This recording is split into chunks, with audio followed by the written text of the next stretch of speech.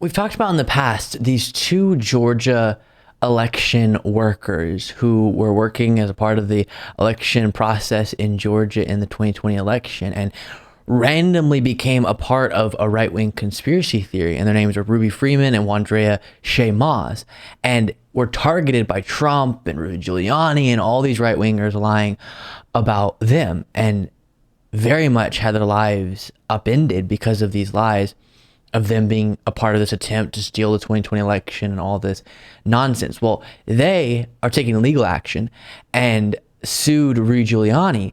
And Rudy Giuliani, because of that, has now conceded, as is being reported here by the Associated Press, that he made public comments falsely claiming two Georgia election workers committed ballot fraud during the 2020 presidential race, but is arguing that the statements were protected by the First Amendment.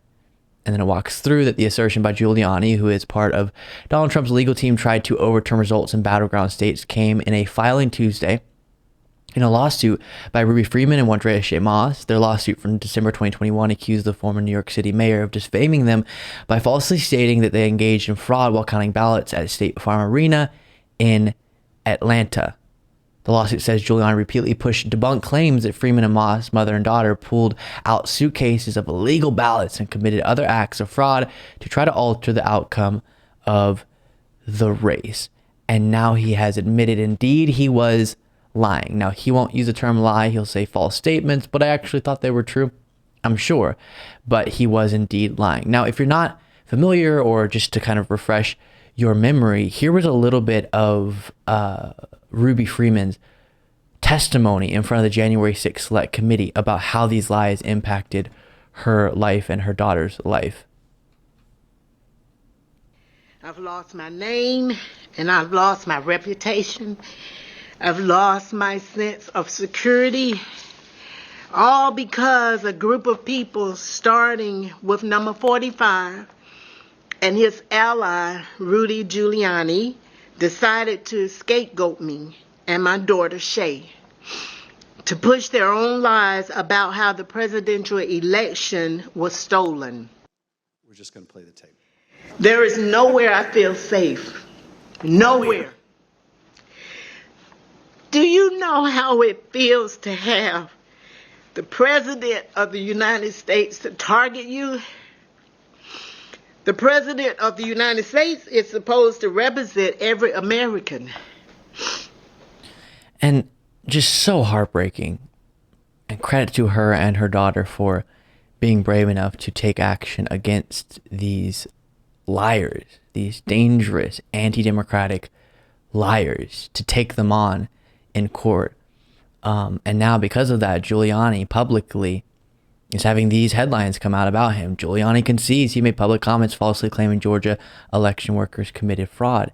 And the reason I cover this is it's important, it's interesting, but part of its importance is that because accountability sometimes is very delayed from the event, it can sometimes feel like, oh yeah, but that was so long ago. Oh, all the election lies and all that.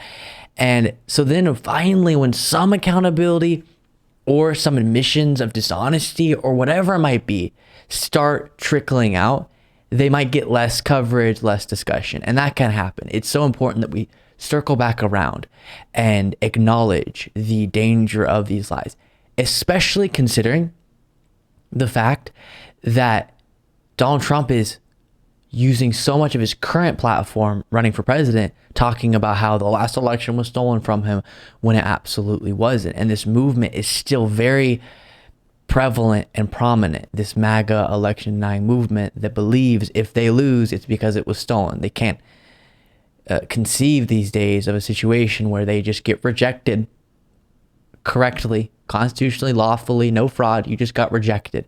And that's what happened in 2020. And if it happens again, hopefully in 2024, we're going to see dangerous lies. And then maybe in 2026 or 2027, the next Rudy Giuliani is going to have to come out and say, oh yeah, those were false statements.